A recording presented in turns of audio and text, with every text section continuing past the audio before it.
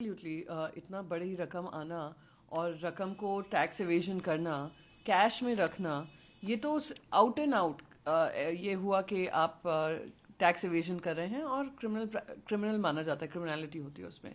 पर साथ ही साथ जो भारतीय जनता पार्टी अटैक कर रही है, मैं उन सभी से कहना चाहती हूँ, मंत्रियों से और जो भी भारतीय जनता पार्टी के नेता हैं, कि वो देश को आज ये आश्वासन दे कि अगर साहू जी कुछ समय बाद आकर भारतीय जनता पार्टी ज्वाइन कर लेते हैं तो उनको ये क्लीन चिट नहीं मिलेगा। हमने 70,000 करोड़ का घोटाला महाराष्ट्र में देखा है, पर जैसे ही वो भारतीय जनता पार्टी में शामिल हुए सब उसको भूल गए। हमने इतने एमपीज एमएलएज देखे हैं जिन्होंने डिफेक्शन किया है महाराष्ट्र में, हमारी पार्टी छोड़कर, हमारी पार्टी से गद्दारी कर भारतीय जनता पार्टी के खेमे में चले गए हैं, तो उनकी ईडी आईटी सीबीआई कार्रवाई सब खत्म हो जाती है। तो देश की जनता को भ्रष्टाचारी कांग्रेस बताने से पहले देश को यह आश्वासन दें कि ये भ्रष्टाचारी भारतीय जनता पार्टी में शामिल होकर गंगा नहीं नहा लेंगे। अभी पर क्लैरिटी नहीं है राजस्थान और एमपी के लिए। ये बिल्कुल जैसे कौन बनेगा करोड़पति का एक शो आता था, वैसे ही कौन बनेगा मुख्यमंत्री चालू है पिछले 7 दिन से। और जैसे बिग बॉस होता है, बिग बॉस में सब लोग पूरा देश तमाशा देखता है कि घर में जो रुके हुए हैं वो क्या निर्णय लेते हैं और कौन एविक्ट होता है।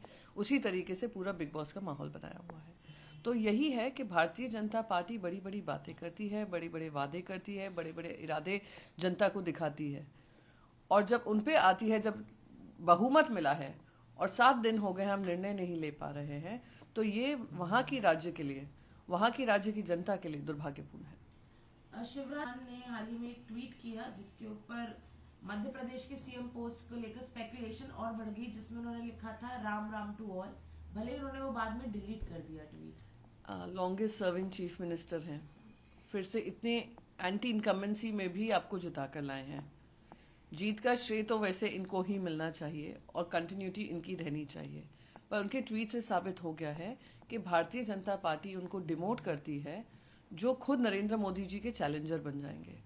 और भारतीय जनता पार्टी उनका समर्थन नहीं कर रही है क्योंकि वो जानते हैं कि उनकी पॉपुलैरिटी अब मध्य प्रदेश में ही नहीं सीमित रहेगी, मध्य प्रदेश के बाहर भी जाएगी। तो उनके ट्वीट से उनका दुख, दर्द, पीड़ा समझ में आ रही है, और मजबूरी जो डिलीट करने की भारतीय जनता पार्टी के ऑफिस से आई है वो स्पष्ट नजर आ रही है। को बीएसपी ने सस्पेंड कर दिया है, उस पे एंटी पार्टी एक्टिविटीज का नाम लेके उस पे दानिश अली जी ने कहा है मैंने कभी भी इंगेज नहीं किया है एंटी पार्टी एक्टिविटीज में। हाँ, मैंने बीजेपी की पॉलिसीज, उनकी एंटी पॉलिसीज के खिलाफ मैंने आवाज उठाई है, एंड अगर वो एंटी पार्टी एक्टिविटीज है तो मैं जारी रखूंगा। तो जिस वजह से उनको निष्कासित किया है वो स्पष्ट बता रहा है कि उन्होंने सीमाओं का उल्लंघन किया, पार्टी की सीमाओं का, और पार्टी को समर्थन, जब पार्लियामेंट में जो पार्टी का निर्णय था चीफ विप के अनुसार वो नहीं गए हैं। वो उनकी पार्टी और उनके बीच की बात है। सच्चाई ये भी है कि रमेश बिडूरी ने पार्लियामेंट के अंदर खड़े होकर उनसे ऐसी आपत्तिजनक बयानबाजी की थी दानिश अली जी के साथ। उम्मीद थी उनकी पार्टी उनके साथ खड़ी रहेगी, पर उनकी पार्टी ने भी कोई ऐसा कदम नहीं उठाया या कोई इस तरीके का समर्थन उनको नहीं दिया। जैसे जिस स्फूर्ति से महुआ मोइत्रा का निर्णय हुआ वो अब तक रमेश बिडूरी का नहीं हो पा रहा है। तो कहीं ना कहीं तालमेल नहीं बैठा है, उनको सज़ा मिली है उसी बात की। उम्मीद करती हूँ दानिश अली की राजनीतिक करियर बना रहेगा, जिस किसी पार्टी में उनको टिकट मिले और टिकट लेकर वो जीते।